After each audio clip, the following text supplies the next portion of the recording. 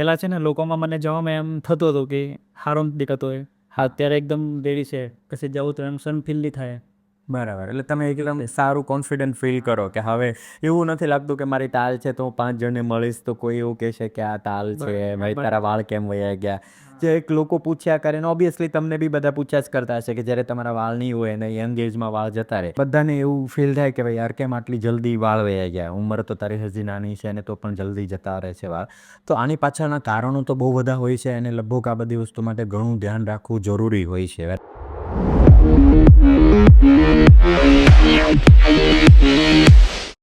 Boldness grade NW5/6 grafts 4506 technique BioFUE after 8 months exceptional results.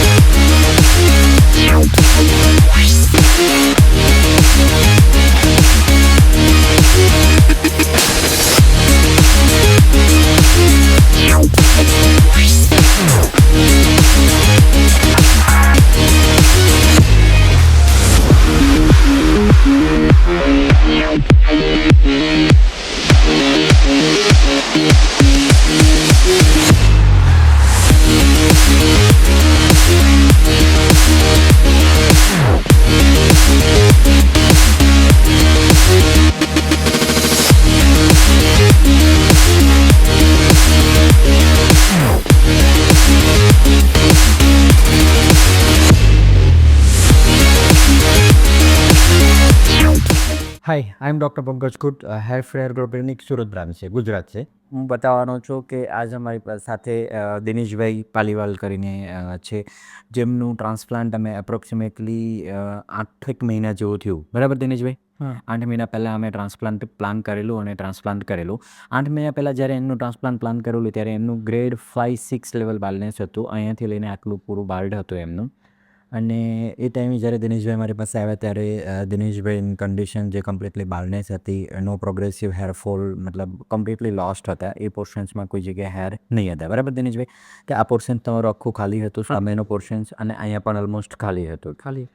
એટલે એ ટાઈમે હેરફોલની કોઈ medications કે એવી કોઈ જરૂરિયાત નહીં હતી અને આપવાથી કોઈ ફાયદો થાય એવું નહીં હતું, કેમ કે ઓલરેડી તમે કોઈ મેડિકેશન્સ કે એવું તો ટ્રાય કરેલું નહીં.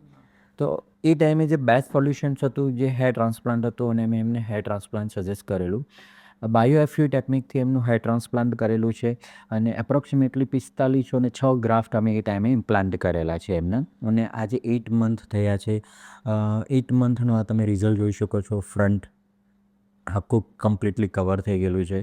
હેરલાઇન જોઈ શકો છો, એકદમ કમ્પ્લીટ નેચરલ હેરલાઇન્સ, પરફેક્ટલી કોઈ પણ પ્રકારનું તમને ફીલ નહીં થાય કે કંઈ ટ્રાન્સપ્લાન્ટ થયેલું છે એવું. આ આપણે ડોનર એરિયા કમ્પ્લીટલી યુઝ કર્યું છે. એકવાર તેની થોડું પાછળથી તમે જોઈ શકો છો. ડોનર એરિયામાં પણ બરાબર ટ્રીમ કરેલું છે દિનેશભાઈ, પ્રોપર વ્યવસ્થિત એકદમ પરફેક્ટ ડોનર એરિયા જે રિકવર થઈ ગયો છે ટ્રાન્સપ્લાન્ટના 8 મહિના પછી. આપણે અહીંયાથી હેર એક્સ્ટ્રાક્ટ કરેલા એપ્રોક્સિમેટલી 4500. બિયર્ડ દિનેશભાઈ તમારા કેસમાં યુઝ કરવામાં આવેલી આપણે બિયર્ડમાંથી વાળ કાઢેલા ખરી? ના. બિયર્ડમાંથી વાળ નથી કાઢેલા, ખાલી ને ખાલી પાછળના ભાગમાંથી આપણે ટ્રાન્સપ્લાન્ટ કરેલું છે. અને આ આખો એરિયા બાલ્ડ હતો.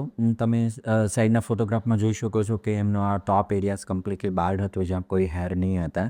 અને 6 મંથમાં અત્યાર સુધી દિનેશભાઈ તમે કેટલી વાર સુધી હેર કટ લીધું હશે આ એરિયામાં? 4-5 આ વાળને 4-5 વાર કપાવેલા છે. એટલે આ જે ટ્રાન્સપ્લાન્ટેડ હેર છે તમે એને કપાવી બી શકો, અસ્ત્રો બી મારી શકો. અત્યાર સુધીમાં અસ્ત્રો મારવાની જરૂર પડી દિનેશભાઈ તમે? એ પણ કપાવી તો છે. હા, હેર કટ તમે નોર્મલી રેગ્યુલર સલૂનમાં જઈને નોર્મલી હેર કટ લ્યો છો, બરાબર ને? અને દર મહિને 1.5 મહિને હા, મહિને 1.5 મહિને. અને પાછા એ ગ્રો થઈ જાય છે. હા, હા, એટલે નેચરલી જેવી રીતના ગ્રો થતા હોય તેવી રીતના ટ્રાન્સપ્લાન્ટેડ હેર પ્રોપરલી પાછા આવી જતા હોય છે અને 8 મહિને તમારો એક લુક છે તે કમ્પ્લીટલી ચેન્જ થઈ જતો હોય છે કે જેમાં તમને ફીલ નહીં થાય કે તમે બાલ્ડ છો, ગંજાપણું છે તમારા કેસના. તો આ ટાઈપના ગ્રેડ 5-6 લેવલ ઓફ બાલ્ડનેસ હોય એવા કેસીસમાં આવી રીતનું ટ્રાન્સપ્લાન્ટ કરવાનું હોય છે અને એક સારું એવું રિઝલ્ટ તમને 6 મંથ પછી આવી જતું હોય છે. ઓલમોસ્ટ મને ખ્યાલ છે ત્યાં સુધી વિનીશભાઈનો 5 કે 6 મહિને જ્યારે બી મને બતાવવા આવેલા તે ટાઈમે બહુ સારું એવું રિઝલ્ટ હતું, બરાબર ને દિનેશભાઈ? એમ કે 4-5 મહિને તમારું એકદમ કવર તો થઈ ગયું 6 હતું મહિના કે જેમાં result આવી. હા, જેમાં કોઈ પણ પ્રકારની ટાલ દેખાતી હતી નહીં હતી. બીજું દિનેશભાઈ, અત્યાર સુધીના તમારા એક્સપિરિયન્સમાં શું તમને કોઈ એવી સાઈડ ઇફેક્ટ કે કોઈ તકલીફ થઈ હતી ખરી ના, ટ્રાન્સપ્લાન્ટ? ના, કોઈ જ પ્રોબ્લેમ નથી. કોઈ પણ પ્રકારનો દુખાવો? ના, ના. ઘણા બધા પેશન્ટ અમને એવું કહેતા હોય છે કે ટ્રાન્સપ્લાન્ટ પછી માથું દુખ્યા કરતું હોય છે કે બીજી તકલીફો થયા કરતી હોય છે. એવી કોઈ તકલીફ ખરી? ના, બિલકુલ નથી. કઈ એવું થઈ નહીં મને તો. કોઈ કશું નહીં. કંઈ નહીં. બરાબર. અને નોર્મલ દવા જ તમે આપણે યુઝ કરીએ ત્યારે અત્યારે ઓલમોસ્ટ તમારી દવા પણ ઘણા લેવલમાં બંધ કરવા જેવી છે અને ઓલમોસ્ટ બંધ કરી દીધેલી છે, બરાબર? અને હમણાં બીજી કોઈ હેરફોલની કે એવી કોઈ તકલીફ? ના, કોઈ પ્રોબ્લેમ નથી. તમે આ વાળને નોર્મલી તમારી રીતે જેવી આપણે નોર્મલી ટ્રીટ કરતા હોય એવી રીતે તમે એને ટ્રીટ કરો છો, right? અને ખેંચવાથી બી આ વાળ જવાના નથી. તમે આરામથી જોઈ શકો. આટલા જોરથી બી આપણે ખેંચીએ છીએ તો પણ આ વાળ આ જ પોઝિશનમાં રહેવાના, કેમ કે આ હેર ટ્રાન્સપ્લાન્ટેડ એના રૂટ્સમાંથી અંદરથી ગ્રો થતા હોય તો એ હેરને આપણે નેચરલી જેવી રીતના ટ્રીટ કરતા હોય, નોર્મલી હેર કટિંગ લેવું, દાંતીઓથી માથું ઓળવું, વોશ કરવું રેગ્યુલર શેમ્પૂથી, બધી વસ્તુ નેચરલી જેવી રીતે થતી હોય તેવી રીતે કરી શકાતી હોય છે, બરાબર? અને સિવાય દિનેશભાઈ બીજું તમને કોઈ એક્સપિરિયન્સ કે તમને કોઈ એવું સારું ફીલ થયું હોય કે ખરાબ ફીલ થયું હોય તમે શેર કરી શકતા હોય તો? પેલા છે ને લોકોમાં મને જવામાં એમ થતું હતું કે સારો નથી દેખાતો હોય. હા, અત્યારે એકદમ રેડી છે. કશે જવું તો એમ સન ફીલ નહીં થાય. બરાબર. એટલે તમે એકદમ સારું કોન્ફિડન્ટ ફીલ કરો કે હવે એવું નથી લાગતું કે મારી તાલ છે તો હું 5 જણને મળીશ તો કોઈ એવું કહેશે કે આ તાલ છે, ભાઈ તારા વાળ કેમ વયા ગયા. જે એક લોકો પૂછ્યા કરે ને ઓબ્વિયસલી તમને બી બધા પૂછ્યા જ કરતા હશે કે જ્યારે તમારા વાળ નહીં હોય અને યંગ એજમાં વાળ જતા રહે બધાને એવું ફીલ થાય કે ભાઈ યાર કેમ આટલી જલ્દી વાળ વયા ગયા, ઉંમર તો તારી હજી નાની છે અને તો પણ જલ્દી જતા રહે છે વાળ. તો આની પાછળના કારણો તો બહુ બધા હોય છે અને લગભગ આ બધી વસ્તુ માટે ઘણું ધ્યાન રાખવું જરૂરી હોય છે, બરાબર? લાઈફસ્ટાઈલ સારી રાખવી, ખાવું પીવું, રહેવું, ઉઠવું બેઠવું, આ બધી વસ્તુ તમે જેટલી સારી રાખો એટલું સારું રહેતું હોય છે. તમે જેમ કીધું એમ કે હવે તમે એકદમ આમ કોન્ફિડન્ટથી કોઈ પણ જગ્યાએ જવું હોય તો જઈ શકો. હા, કે ભાઈ હવે એમ કોઈ ડર ફીલ નહીં થાય કે યાર તાલ છે, 5 જણ તાના મારશે કે બોલ છે કે ભાઈ કેમ તાલ્યો છે, આવું હવે નહીં ફીલ થાય. ના, હવે એવું કંઈ થાય નહીં. હા, એટલે મતલબ ટ્રાન્સપ્લાન્ટ એક એવી ટ્રીટમેન્ટ છે કે જેનાથી તમે બિંદાસ અને એકદમ કોઈ પણ પ્રકારના ડર વગર ફર્યા કરો. હા, પેલા વગર એકદમ ખુશી છે એમ. ખુશી છે. હા, મતલબ એકમ પહેલાં એવું લાગતું કે ભાઈ યાર ગમ જેવું ચહેરો, એમ ચહેરા પણ એક ખુશી આવી જાય. અહીંયા આવ્યો એને પહેલાં મને એમ કે આ પોસિબલ નથી એમ, પણ અહીંયા આવ્યા પછી એમ ખબર પડી કે ના આ ચીજો પોસિબલ છે એમ. પોસિબલ છે. એટલે તમારા માઇન્ડમાં એવું હતું કે ટ્રાન્સપ્લાન્ટથી વાળ આવી જાય, ટાલમાં વાળ આવે એવું બધા લોકોથી એમ સાંભળેલું કે એમ કંઈ આ કરાય પણ કંઈ પ્રોબ્લેમ મતલબ કંઈ મીન નથી એ વસ્તુનો ખરેખર, પણ મને એમ લાગ્યું ના સાચી વાત છે આ વસ્તુ. એટલે હવે તમે કહી શકો. અને હવે તમે જે કહો એ જે લોકો એવા હોય કે જેને એમ થતું હોય કે ભાઈ ટ્રાન્સપ્લાન્ટ કરવાથી વાળ ન આવે કે ટ્રાન્સપ્લાન્ટ કરવાથી કોઈ સાઈડ ઇફેક્ટ થાય કે વાળ તમારા એકવાર જાય પાછા ન આવે, એ ખોટી વાત છે. એ દિનેશભાઈ કે જેમનું ટ્રાન્સપ્લાન્ટ થયું છે પોતે અને એમને પોતે ફીલ કર્યું છે અને એમને પોતે વાળ કપાવ્યા છે પણ, એટલે એ વાળ પાછા ઉગે પણ છે.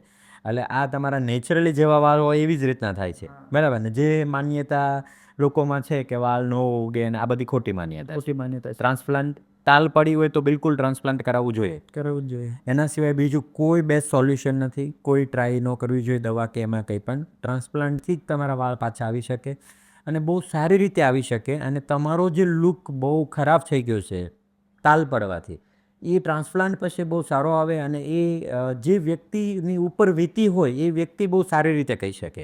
એટલે દિનેશભાઈ ખુદ જ એ વસ્તુ કહી શકે જેમ એમણે કીધું એમ કે પહેલાં એમનું શું ફીલ હતું અને ટ્રાન્સપ્લાન્ટનું રિઝલ્ટ આવ્યા પછી એમનું શું માનવું છે એમ કે ભાઈ એક સારો કોન્ફિડન્ટ આવી જાય કોઈ પણ જગ્યાએ જવામાં, કોઈ પણ પ્રકારની અડચણ નહીં રહે, અટકાચ નહીં થાય કે ભાઈ આ ફંક્શન છે કેમ જવું, 5 જણ શું કહેશે.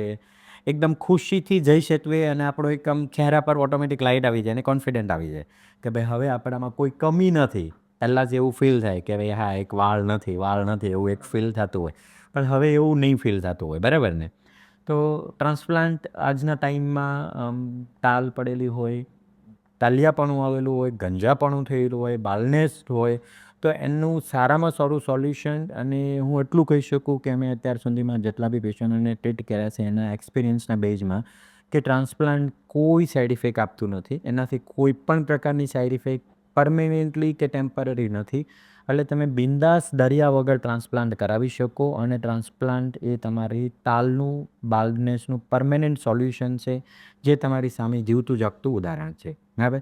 તો આવા જ કેસીસ અમે તમારી સાથે બીજી જે બી અમારા પેશન્ટ્સ આવશે એમના લાઈવ રિવ્યૂ તમારી સાથે શેર કરતા રહીશું, જેથી કરીને તમને અગર આવી કોઈ તકલીફ હોય તો તમને એનાથી કોન્ફિડન્ટ આવે અને તમે બિંદાસ ટ્રાન્સપ્લાન્ટ કરાવી શકો. બરાબર?